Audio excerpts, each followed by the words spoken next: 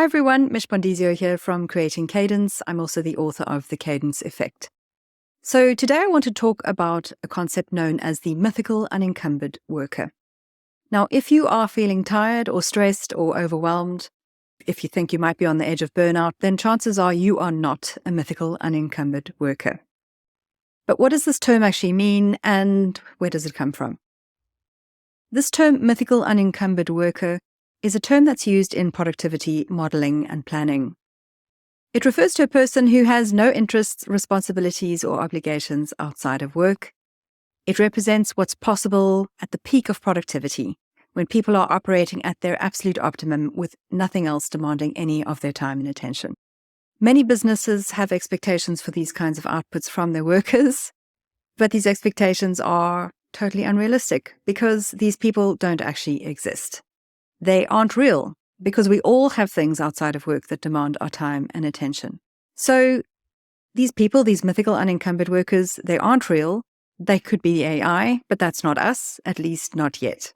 So when you're thinking about productive outputs within your business, instead of basing expectations on these MUWs, these mythical unencumbered workers, we need to be considering the needs of realistic, flawed, encumbered humans, because that's what we have on our teams.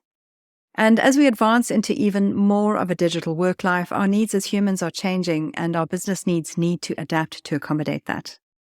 Many people think that, well-being and slow productivity are fluffy concepts that don't have a place in business. But what does that actually translate to? When we don't take these factors into account and expect our people to work like robots, what happens? Well, we get retention issues because good people leave because they can't hack it anymore.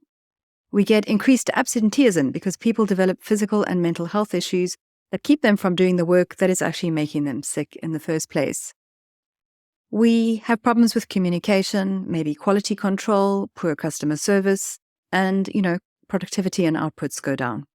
So critical jobs don't get done well. And if this isn't addressed, then toxic workplaces and unhealthy cultures bloom. And once they are firmly entrenched, they can be really hard to shift. And then your reputation as a crap employer means that it's hard to hire new staff.